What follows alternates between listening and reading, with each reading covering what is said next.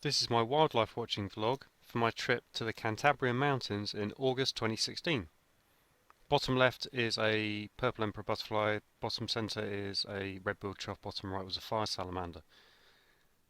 Canterbury Mountains are in Spain. They're actually in northwest Spain. I think it depends on who you speak to exactly which part is the Cantabrian Mountains, but it includes a number of named areas, including Picos de Europa, which is part of the Canterbury Mountains. I came to Picos de Europa because I'd always wanted to go here, not particularly because of the theme of the holiday, which was mainly to try and see mammals. This was more of a just general visit. I went for a day walk at a from a refuge in the northeast of the Picos.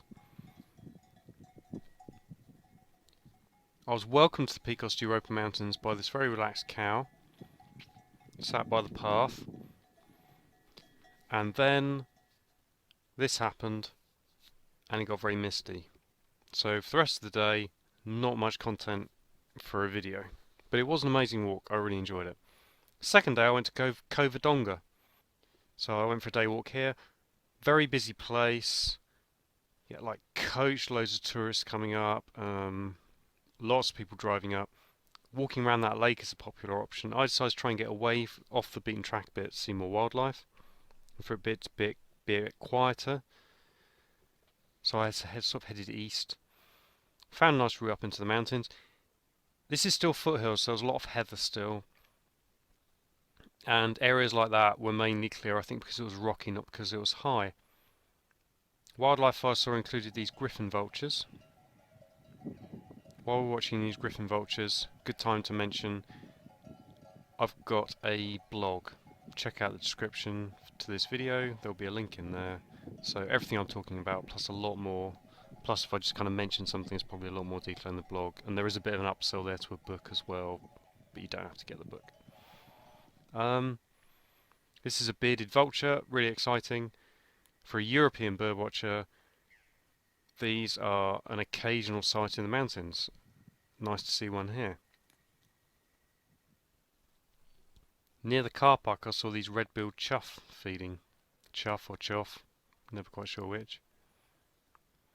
I do wonder how long it is before they start learning to beg for food, but for the moment they weren't doing that and they were just feeding the grass and very accepting of people getting quite close.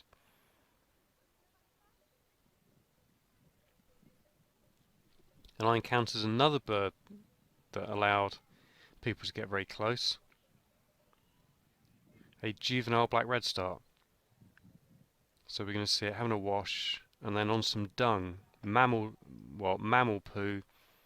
Mammal poo can be a good place to find things like insects. Mammals often break down, and this is probably cow poo, often break down plant matter but leave enough nutrients behind, or things behind, that insects can live on there, so then the birds can eat the insects.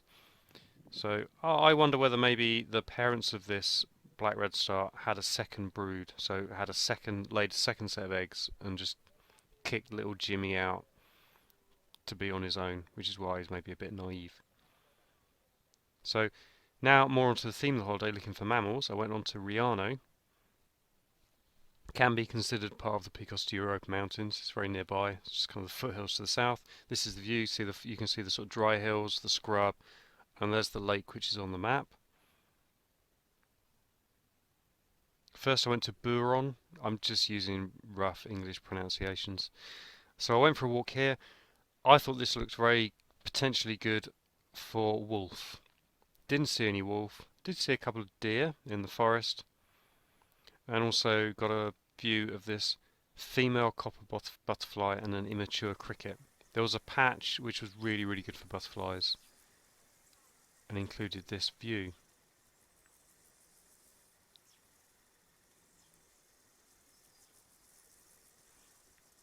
But no wolf yet. But I was trying. Was doing a lot of scanning with my binoculars, getting up very early, trying to have a good chance. Then I went to look for Wildcat. I found a rural road with hay meadows.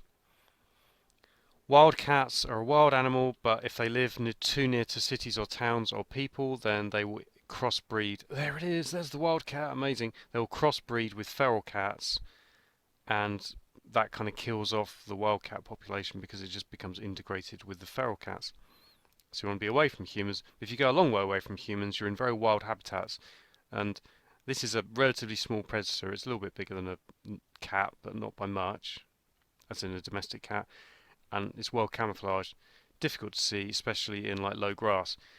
Hay meadows are ideal because there still aren't that many human-kept cats to interbreed, but you've got a special controlled environment where the grass is cut. These are some red deer, by the way, which I saw on the same day. Where the grass is cut every autumn, which suddenly means that the wildcats are used to being there because of all the rodents they were eating during the summer, and so you've got a window of opportunity to see the wildcats while they're still hunting in that field while it's being cleared. Great way to see wildcat. I went number 4 on the map is where I went for my final attempt to try and see wolf. I had another couple attempts as well, not put them in this video. They often follow the paths, and guess what? I found a few wolf poo examples on the paths. That's one that's been dried out in the sun on the left. On the right's one that I pushed open with a stick, and here's a close-up of the one I pushed open. You can see lots of fur, maybe from a deer, lots of small bones. Definitely looks like wolf poo to me, according to my kind of animal poo field guide, which I legitimately have, because it's a great way to sort of find out about mammals and so forth that are living somewhere that you don't necessarily see, but you see their field signs. So then I went to Somiedo, another named place within the Canterbury Mountains. This time I'm looking for brown bear. There's a well-known viewpoint, La Parelle, where a lot of people go. I think I must have seen about 50 people every morning and evening that I was here. And this was my view. Looking through binoculars, I could get a better view than this. A camera generally doesn't cope with low light very well compared to a human eye, so with binoculars I could see a lot more detail. It was still a long way away though, and it was because it was late evening, so it was getting dark. But sometimes people told me they got lucky and they came really close. So then I went for a day walk. I got up very early hoping I might see a bear in the valley. I kept scanning with my binoculars and I didn't, but I did see some field signs. And I saw some other wildlife as well. Talking of which, here's a fire salamander that I saw early in the day.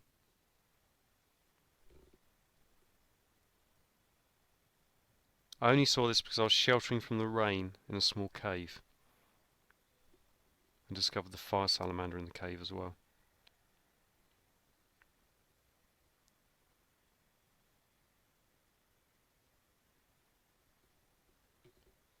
So then I carried on higher into the mountains. Really enjoyed my day. Oh wait, no. Oh, before that, this is Alpine Buckthorn with berries on it.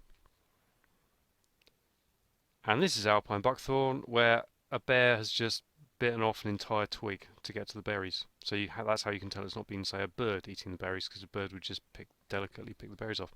Yeah, so then I got higher up in the mountains. This is just one of the millions of views. When I originally put this video together, I had like 10 photos. And I was like, yeah, no, I don't think so. Too much. Anyway, so I had a lovely day's walk, and then I dropped back down, and this is a scratch mark from a bear on a tree. Maybe it's a territorial marking, or maybe the bear was climbing the tree and it slipped. Who knows? So then I finished off my trip to the Canterbury Mountains with some nice views of butterflies in the valley. It was a hot day. It was sort of mid to late autumn, but high enough in the mountains that that summer's still going on. Lots of butterflies to see. This is a purple emperor. I rarely see this butterfly. I think it's an amazing purple colour. These are some blues. I didn't identify them to species. And then we're going to finish off with a marbled white and a dark green fritillary on a cornflower. Thanks for watching.